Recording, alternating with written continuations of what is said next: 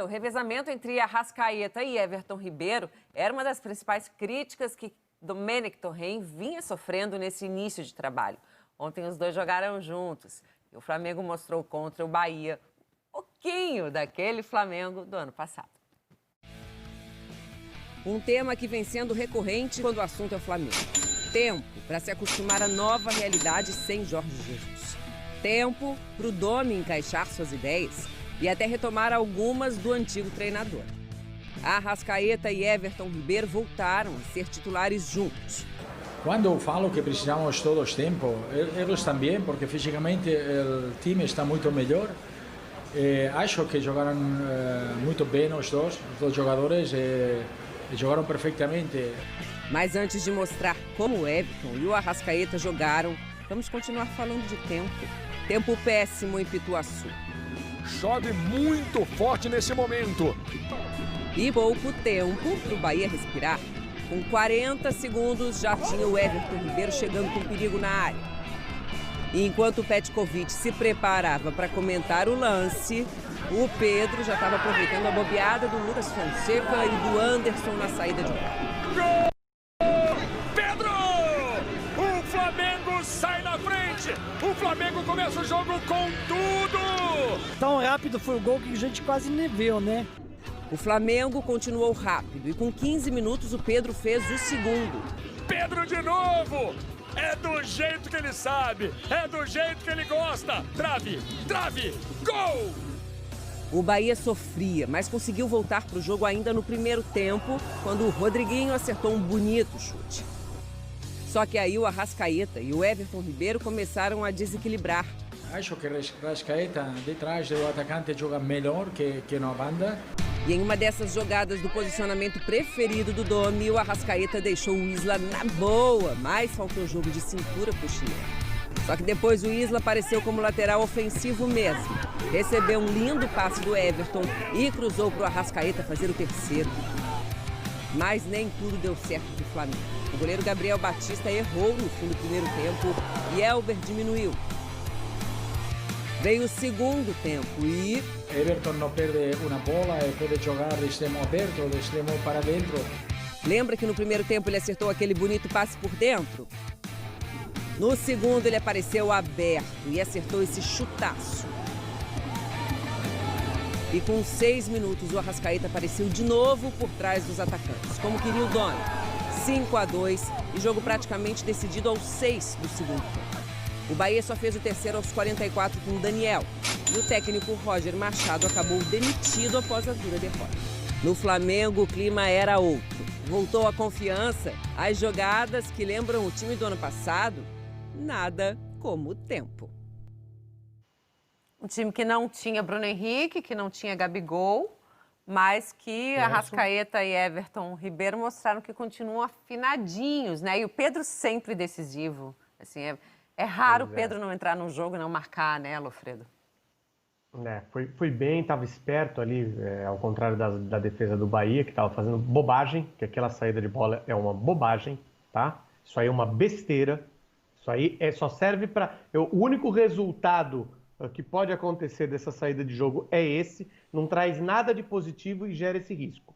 E o Pedro estava muito esperto, isso com 2 minutos de jogo. Aí isso vai levar ao desenvolvimento do futebol do Flamengo. Acho que o Flamengo ganharia também sem esse erro da defesa do Bahia. Por quê? Porque o técnico, gente, descobriu que o Arrascaeta joga bem ali por trás do atacante principal centralizado e que o Everton Ribeiro joga pelo lado, mas pode sair do lado e fazer jogadas pelo centro, se aproximando do Arrascaeta. Sim. Porque o problema não é Everton Ribeiro e Arrascaeta não jogarem juntos, porque eles até jogaram juntos. Eles jogaram contra o Atlético, jogaram contra o Coritiba, jogaram contra o Grêmio. O problema é que eles jogavam separados, jogando juntos.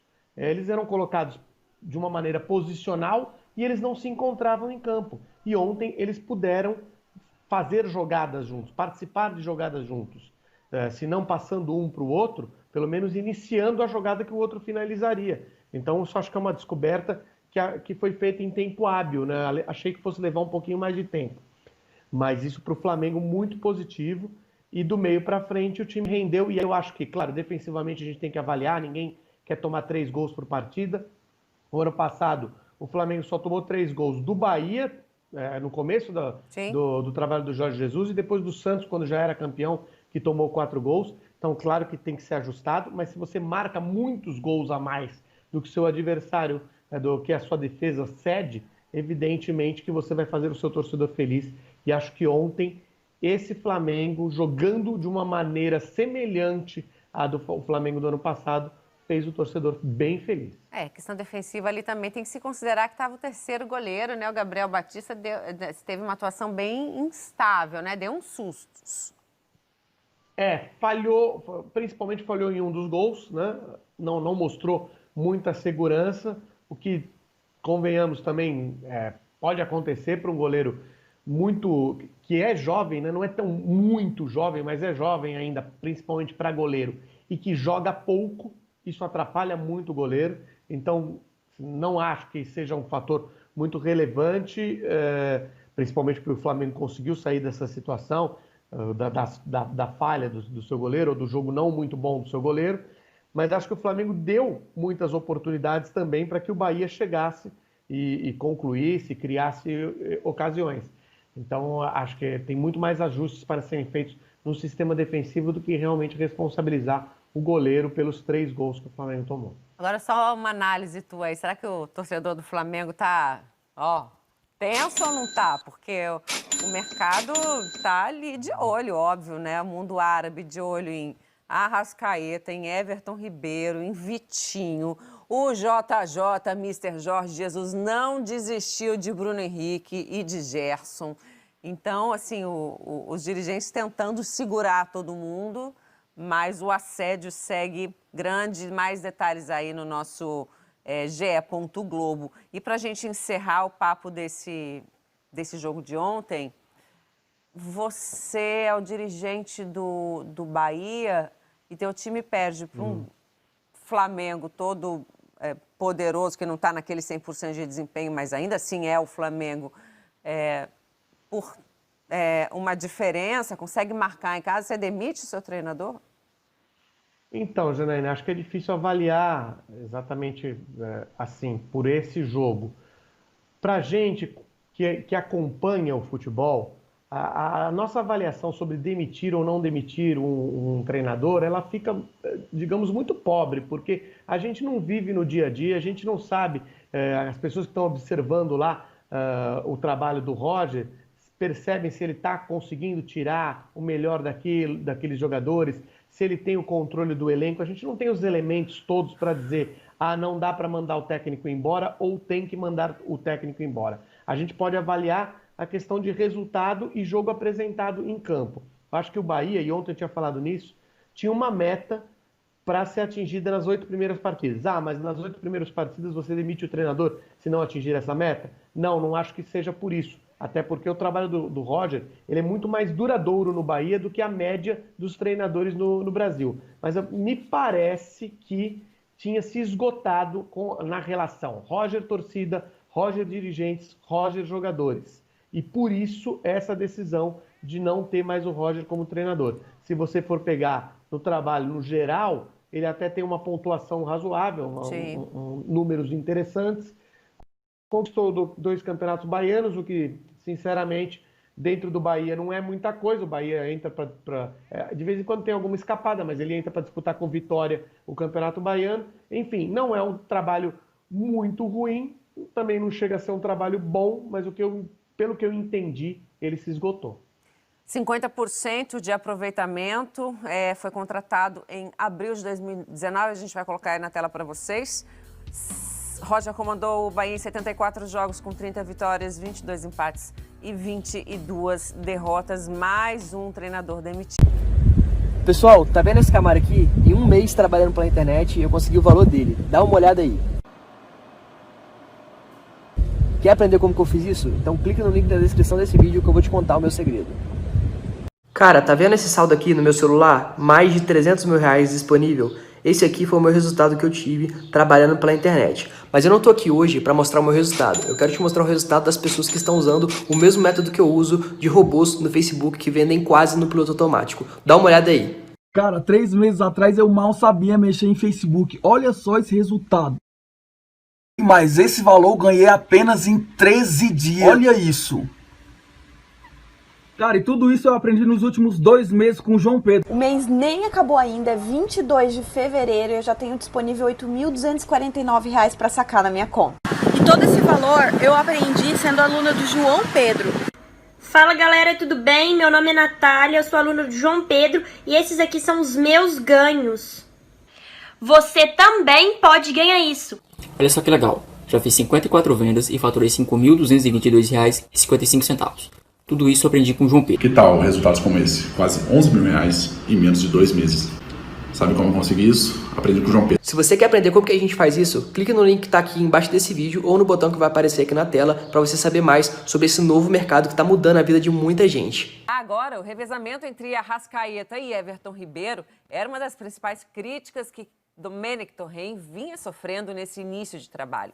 Ontem os dois jogaram juntos e o Flamengo mostrou contra o Bahia pouquinho daquele Flamengo do ano passado. Um tema que vem sendo recorrente quando o assunto é o Flamengo. Tempo para se acostumar à nova realidade sem Jorge Jesus. Tempo para o Domi encaixar suas ideias e até retomar algumas do antigo treinador. Arrascaeta e Everton Ribeiro voltaram a ser titulares juntos. Quando falo que precisamos todos tempo, eles também, porque fisicamente o time está muito melhor.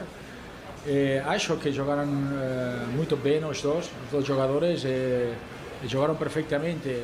Mas antes de mostrar como o Everton e o Arrascaeta jogaram, vamos continuar falando de tempo. Tempo péssimo em Pituaçu. Chove muito forte nesse momento. E pouco tempo para o Bahia respirar. Com 40 segundos já tinha o Everton Ribeiro chegando com perigo na área. E enquanto o Petkovic se preparava para comentar o lance, o Pedro já estava aproveitando a bobeada do Lucas Fonseca e do Anderson na saída de bola. Gol! Pedro! O Flamengo sai na frente! O Flamengo começa o jogo com tudo! Tão rápido foi o gol que a gente quase nem viu, né? O Flamengo continuou rápido e com 15 minutos o Pedro fez o segundo. Pedro de novo! É do jeito que ele sabe, é do jeito que ele gosta. Trave, trave, gol! O Bahia sofria, mas conseguiu voltar para o jogo ainda no primeiro tempo, quando o Rodriguinho acertou um bonito chute. Só que aí o Arrascaeta e o Everton Ribeiro começaram a desequilibrar. Acho que o Arrascaeta, de trás do atacante, joga melhor que na banda.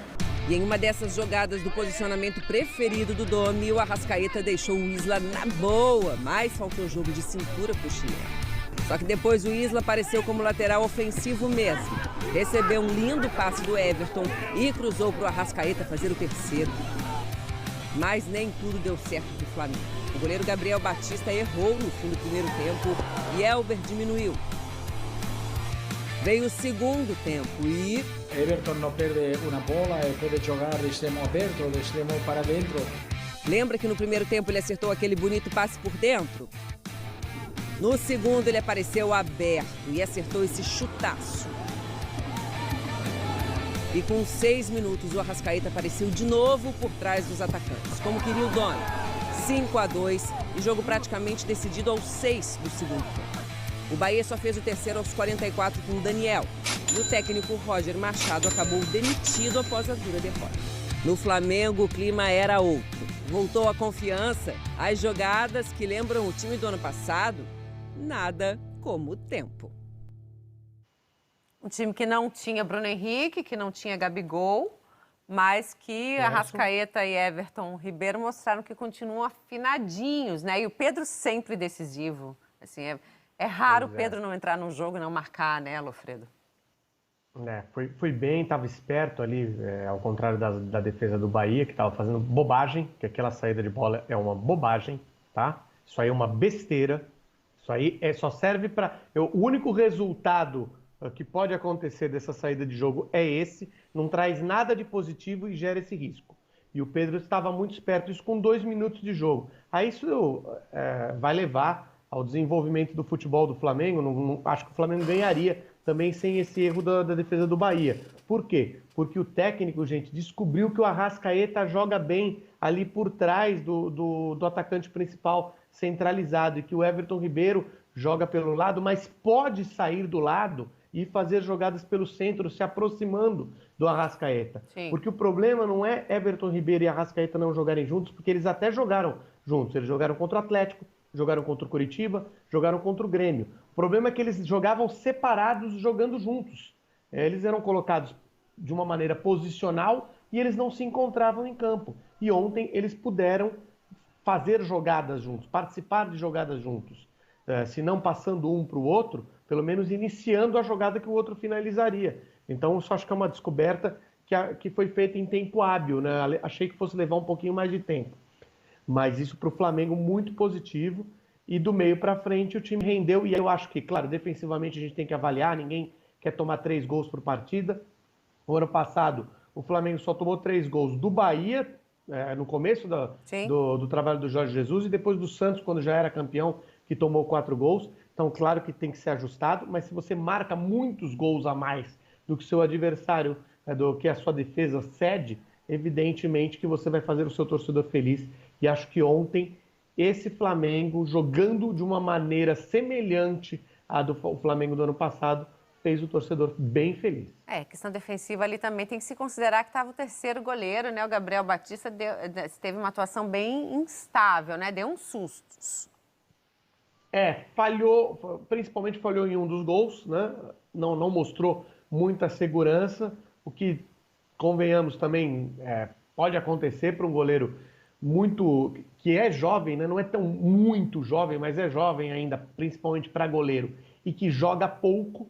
Isso atrapalha muito o goleiro, então não acho que seja um fator muito relevante, principalmente porque o Flamengo conseguiu sair dessa situação, da falha do seu goleiro, ou do jogo não muito bom do seu goleiro, mas acho que o Flamengo deu muitas oportunidades também para que o Bahia chegasse e concluísse, criasse ocasiões.